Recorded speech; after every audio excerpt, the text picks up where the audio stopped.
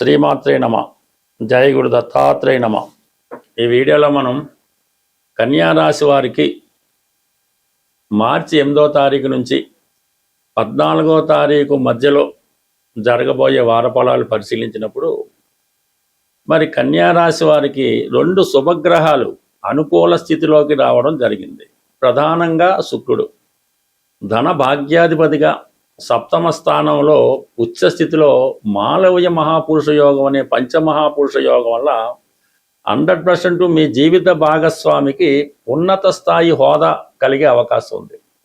వారు ఏదన్నా విదేశ ప్రయత్నం చేస్తున్నా, వేరే కొత్త ఉద్యోగం కొరకు ప్రయత్నం చేస్తున్నా 100కి 100 సక్సెస్ వచ్చే అవకాశం ఉంది. వ్యక్తిగతంగా మీకు కూడా, అంటే మీరు కన్యారాశిలో స్త్రీ అయి ఉంటే మీరు చేసే ఉద్యోగ ప్రయత్నాలు చాలా వరకు ఫలిస్తాయి. ఇంతకాలం మీరు పడుతున్నటువంటి శ్రమకు తగిన గుర్తింపు ఈ సమయంలో రావడం జరుగుతుంది. వ్యక్తిగతంగా మీకు, లేదంటే మీ కుటుంబంలో ఒకరికి. ఎందుకంటే కుటుంబ స్థానాధిపతి శుక్రుడు అవటం వల్ల, సప్తమ స్థానం అవటం వల్ల మీ యొక్క లైఫ్ పార్ట్నర్కి ఇటువంటి అవకాశం రావడం జరుగుతుంది. చాలా కాలంగా సినిమా పరిశ్రమలో కానీ, టీవీ పరిశ్రమలో కానీ, టీవీ పరిశ్రమలో కానీ, సినిమా పరిశ్రమలో కానీ చిన్న పాత్రలు వేసుకుంటూ జీవనోపాధి గడిపే వారికి అనూహ్యంగా ఒక్కసారి ఉన్నత స్థాయి రావడం, మీ ప్రతిభకు తగిన గుర్తింపు రావడం జరుగుతూ ఉంటుంది. ఒక గొప్ప వ్యక్తి చేతిలో మీరు పట్టడం వల్ల వారు మిమ్మల్ని ప్రధానంగా తీసుకొని ఏదైనా ప్రొడక్షన్ స్టార్ట్ చేయడం వల్ల మీకు ఇతర అవకాశాలు వస్తాయి. వ్యక్తిగతంగా మీ గుర్తింపు పెరుగుతుంది, మీ జీవన విధానం కూడా పెరిగే అవకాశం ఉంది. బట్ ఏదైనా ఈ కన్యారాశిలో ఉన్నటువంటి చిన్న నటీనటులకి, మిమిక్రీ ఆర్టిస్టులకి, మ్యూజిక్ డైరెక్టర్లకి, ఏ శాఖలో ఉన్నా సరే కంపల్సరీగా మీకు మీ స్థాయికి తగిన గుర్తింపు ఈ సమయంలో రావడం జరుగుతుంది. దీన్ని కొంతవరకు మీరు కష్టపడితే మీ ప్రతిభకు తగిన గుర్తింపు రావడం జరుగుతుంది. అంటే మీరు ఒక 10% కష్టపడితే ఒక 50% 100% ఫలితం మీరు పొందగలరు. ఎందుకంటే శుక్రుడు యొక్క స్థితి ఆ విధంగా ఉంది కాబట్టి కళారంగంలో ఉన్న వాళ్ళకి మంచి గుర్తింపు రావడం జరుగుతుంది. ఇక ప్రధానంగా గురువు, మరి గురువు దశమ స్థానంలో కొంతకాలంగా వక్రగమనంలో ఉండడం వల్ల అటు సొంత ఇల్లు విషయం కానీ, పెళ్లి విషయం కానీ, వైవాహిక జీవితం కానీ సరిగ్గా ఏది క్లారిటీ లేకుండా కన్ఫ్యూజ్గా ఉండడం జరుగుతుంది. మనం ఒకటి ప్రయత్నం చేస్తుంటే వేరొకటి రావడం జరిగింది.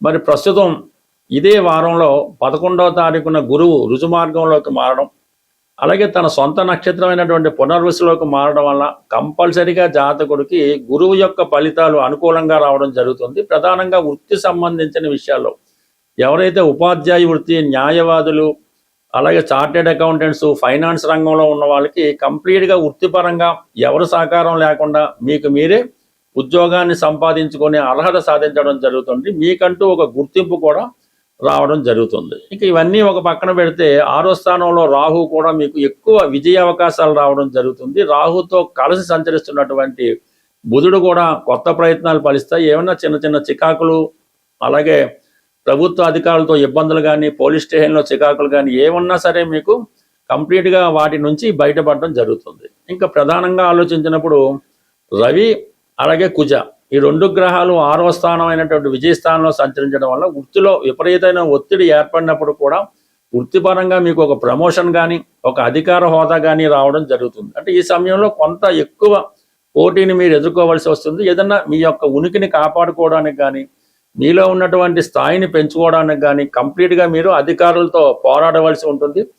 అవతల వాడు ఎంత గొప్ప వ్యక్తి అయినా మీరు కంపల్సరీగా నిర్మోహమాటంగా వాళ్ళతో ఫైట్ చేసినప్పుడు మాత్రమే మీకు దక్కవలసినటువంటి ప్రమోషన్ కానీ, గౌరవం కానీ, పదవి కానీ మీకు రావడం జరుగుతూ ఉంటుంది. లేని పక్షంలో మీరు కామ్గా ఉంటే మీకు రావాల్సినటువంటి ప్రమోషన్ కానీ, పదవి కానీ వేరే వారు పొందే అవకాశం ఉంది. మీరు యాజిటీజ్గా మీ యొక్క సబార్డినేట్గా మీరు కామ్గా ఉండడం జరిగే అవకాశం ఉంది. కాబట్టి కంపల్సరీగా అవకాశం ఉంటే మాత్రం ఖచ్చితంగా పోరాడండి. ఈ సమయంలో పోరాడితే పోయేదేం లేదు, విజయం తప్ప. 100% మీకు వృత్తిపరమైనటువంటి గ్రోత్ అయితే ఉంది, అది పోరాడవలసి ఉంది. అంటే 6వ స్థానంలో ఉన్నటువంటి సహజ పాపగ్రహాలు కంపల్సరీగా మీరు పోరాడిన తర్వాత మాత్రమే విజయాన్ని ఇవ్వడం జరుగుతూ ఉంటుంది. ఈ వారం రోజుల పాటు కుంభరాశిలో కుజుడు, రవి కలిసి సంచరించడం జరుగుతూ ఉంటుంది. అంటే కుంభరాశి సహజ 11వ స్థానం అవటం వల్ల లాభస్థానం అవుతుంది. అంటే కుంభరాశిలోకి వచ్చినటువంటి ఏ గ్రహం అయినా సరే జాతకుడికి లాభాన్ని కలిగించే అవకాశం ఉంటుంది. ఇది ఈ కుజుడు రవి కలిసి ఉన్నది ఒక విజయ యోగం లాంటిది. ఇది ఒక ప్రమోషన్ యోగా అంటారు నాడీ శాస్త్ర ప్రకారం. అంటే ఎవరికైతే ప్రమోషన్ రావాల్సి ఉందో, ఇంటర్వ్యూలో సెలెక్ట్ అయ్యి ఉద్యోగం రావాల్సి ఉందో, లేదంటే కొత్త ఉద్యోగం కొరకు ఎదురు చూస్తున్నారో వారు ఈ వారంలో ఒక చిన్న ప్రయోగం చేయవలసి ఉంటుంది. కుజుడికి ఇష్టమైనటువంటి మంగళవారం రోజు ఆదిత్య ఉదయం పారాయణ చేయాలి. అంటే త్రిసంధ్యల యందు ఉదయం, సాయంకాలం, మధ్యాహ్నం చదవలసి ఉంటుంది. అంటే బాగా గుర్తుపెట్టుకోండి, మంగళవారం రోజు ఆదిత్య ఉదయం చదవాలి. అలాగే ఆదివారం రోజు హనుమాన్ చాలీసా పారాయణ చేయాలి. హనుమాన్ చాలీసా అలాగే 3 సార్లు పారాయణ చేసి, మరి ఆదివారం రోజు ఆంజనేయ స్వామికి అరటిపళ్ళు నైవేద్యం పెట్టాలి. అలాగే మంగళవారం రోజు సూర్య భగవానునికి గోధుమతో చేసిన హల్వా నైవేద్యంగా పెట్టి, ఈ 2 రోజులు మాత్రం శ్రద్ధగా చేయటం వల్ల మీకు అర్హత ఉంటే 100కి 100 పాళ్ళు ఉద్యోగం అన్నది వచ్చి తీరుతుంది. లేదంటే ఏదైనా కార్యసాధనలో మీరు విజయం సాధించడం జరుగుతుంది. అంటే సమస్త విద్యలు ఆంజనేయ స్వామికి సూర్య భగవానుడే నేర్పడం జరిగింది. సూర్యుడే మానవుడికి ఏదన్నా ఇవ్వగలడు. అది శమంతకమణి లాంటిది, రోజుకి విపరీతమైనటువంటి బంగారాన్ని ఇచ్చే శమంతకమణి కూడా సూర్య భగవానుడు ఇచ్చిందే. అలాగే అక్షయ పాత్ర, ఇవన్నీ కూడా ఏదన్నా అటు ఐశ్వర్యం ఇవ్వాలన్నా, అటు ఆరోగ్యం ఇవ్వాలన్నా కూడా సూర్య భగవానుడు ఒక్కడు మాత్రమే ఇవ్వగలడు. ఆ సూర్య భగవానుడు మరెవరో కాదు, సాక్షాత్తు విష్ణుమూర్తే. అది ఈ చిన్న విషయం మీ అందరికీ తెలుసు. బట్ ఒక పరిహారం నిమిత్తం ఎవరైతే ఇప్పుడు నిరుద్యోగులు ఉద్యోగం కొరకు ఎదురు చూస్తున్నారో వారి చిన్నపాటి రెమెడీ మీరు చేసి చూడండి. విజయం అన్నది 100కి 100 పాళ్ళు మీకు రవి కుంభరాశి మారే లోపల వచ్చే అవకాశం ఉంది. వారం రోజులే టైం కాబట్టి కంప్లీట్గా మీరు ఈ పరిహారాన్ని పాటిస్తారని, రాబోయే నూతన సంవత్సరాన్ని ఆనందంగా గడుపుతారని ఆశిస్తూ స్వస్తి. అలాగే మరొక చిన్న విన్నపం ఏంటంటే, మన హైదరాబాదులో ఈ మార్చి నెల 29వ తారీఖున ఒక జ్యోతిష్య మహాసభ జరగబోతుంది. దాన్ని సెమినార్ అని కూడా అంటారు. అది హైదరాబాద్లో సుందరయ్య విజ్ఞాన కేంద్రం బాగ్లింగపల్లిలో ఉంటుంది.